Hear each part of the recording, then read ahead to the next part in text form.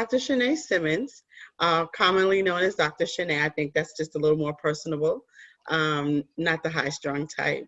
I am the Executive Director of Community Victory Family Services, and I'm also the Chief Operating Officer for Inside Reach Ministries here in the Tampa Bay area.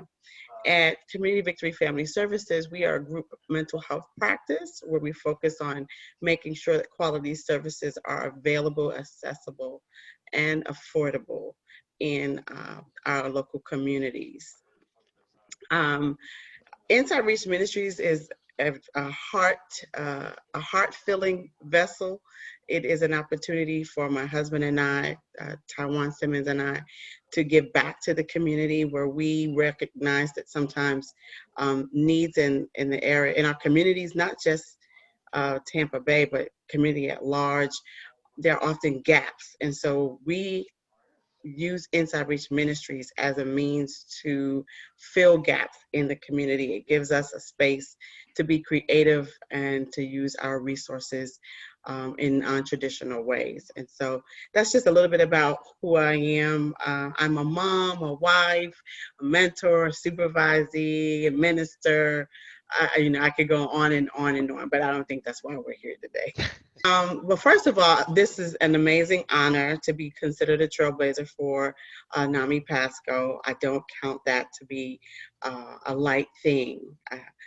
I am incredibly passionate about giving back to the community in which I reside and in the community that I do business in. And that's how my work began in Pasco. From a relocation. I used to live in New Tampa, and then I crossed the line and moved to Wesley Chapel, and I decided I needed to have a foot in both counties. And so some of the things that has found itself attached to me, some of the things I've participated in have been amazing opportunities offered to me through NAMI Pasco to work with Rasmussen and Kaiser, they're nursing students. I've enjoyed teaching those very, very passionate young people and some seasoned about trauma-informed care and how we can be service providers in a way that's sensitive to the fact that most Americans actually have been exposed to some level of trauma. In our work, in our for-profit and in our nonprofit work, we have made a commitment to partner with local programs. And some of those programs include daycares, giving their educators some support in how to do their work well. And when I say well, I don't mean effectively towards the outcome. I mean well in sense of wellness, being healthy, not only physically but mentally. We have worked with local pregnancy centers across the county, West Pasco to East Pasco, and in between, to offer mental health services as a supplement to the women's care that they're offering oftentimes to a population that is underserved. And we're really excited about the partnerships that we've been able to develop in West Pasco, Zephyr Hills, in Lutz, and in Hillsborough. Let's see, what else? There's so much to talk about it. We have worked alongside of ASAP, Pasco ASAP, and we presented last year at the conference. They do an amazing job with a recovery conference, and we had the opportunity to connect with a lot of the professionals in this area and offer our thoughts about, again, trauma-informed care and how do we do this work that we call bridge building. We think it's important to build bridges between institutions, between organizations, and the faith community. We're probably very well known for our work and our passion in bridging the gap between the mental health industry and the faith community. In 2018, we facilitated a forum called Bridge Builders, and it was for that for that purpose, to bridge that gap. From that, we received an invitation to participate in the Life, Spirit, and Wellness Summit. So we were on the front end of those, and we've seen that grow into some amazing work, and a continuum of great work with our local faith providers and mental health providers. Dr. Ailes has done an amazing job at sustaining that work. And I would say, when I think about successes, one of the things that I am most proud of is receiving an invitation to support the Pasco Sheriff's Department's crisis intervention team. And I've been invited and allowed to sit with our law enforcement and to talk to them about trauma-informed care, which I think in these days and this season is so critical, because we're no longer able to segment. Law enforcement does this, mental health providers do this, when the person is often dealing with a number of different industry challenges at one time. I would say the thing that I think helps me establish success is that people know who I am. I mean, I didn't nominate myself. Someone decided it was important to put my name in the basket, and to me, that's a success.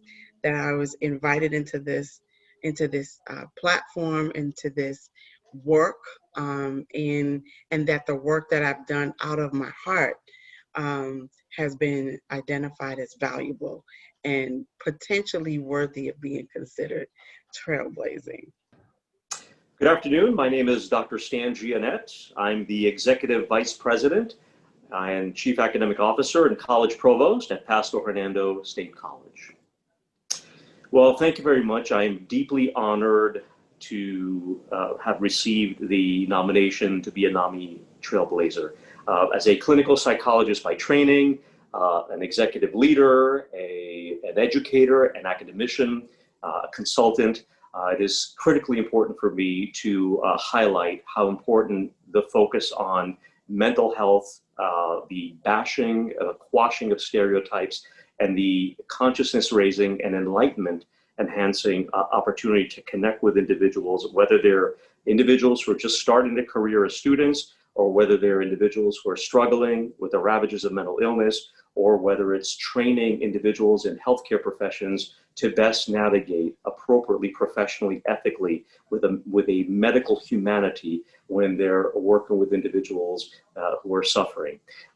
As I indicated, my training is in clinical psychology. My doctorate is in clinical psychology, and I see this Trailblazing Award as a wonderful reaffirmation of almost 3 decades of my career focusing on client care, clinical work, education in the classroom as a professor, and also supporting and consulting with agencies to help their staff, their employees, best work with individuals from a diverse set of backgrounds.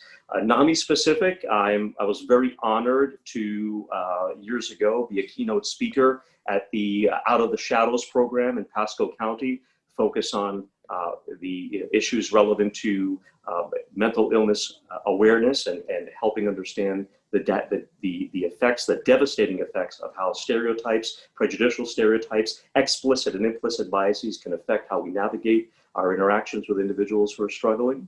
I was honored to have facilitated 2 NAMI Pasco ceremonies, award banquets, and it was a deep pleasure to see some wonderful advocates in our community connecting with our clientele and with the community at large, and raising a level of awareness that means so much to me. Also, I focused on helping our students at the college at Pasco Hernando support them with their idea with some of our faculty to bring a NAMI on campus. You know, the special clubs that focus on awareness, NAMI awareness amongst the student body. That was critically important on several of our campuses, and I supported that undertaking. And of course, served on the NAMI Pasco Advisory Council as well. From a Career perspective, again, patient care, client care, consulting, working with agencies. I have been a guest lecturer to our nursing program every semester. I work with our nurses and our faculty to go in, and they invite me as a psychologist to talk about the medical ethical focus on how physical ailments, pathology impact psychology, and how psychology impacts the well-being and the healthcare efficacy of treatments. Critically important when it comes to that, to help understand how the mind-body interact. I also spend a lot of time talking about the importance of ethics, ethical decision-making, and empathy, and being able to appreciate how we communicate with individuals who are struggling, who are suffering, with whom we may not be able to appreciate where they're coming from, but clearly the power of empathy is so important in a clinical context.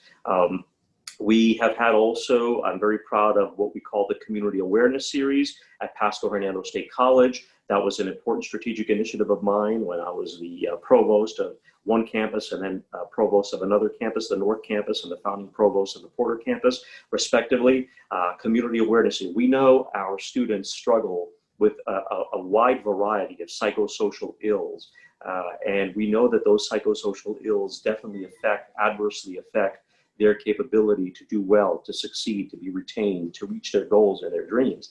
And this was a wonderful strategy where we brought the community agencies onto our campus to discuss issues such as mental illness, such as caregiving, such as Alzheimer's, such as hospice and palliative care, domestic violence, all the various experiences that our students as a reflection of our larger society go through, and then to achieve resources so that they can best navigate those challenges and ultimately succeed at the college. That has been a very successful undertaking.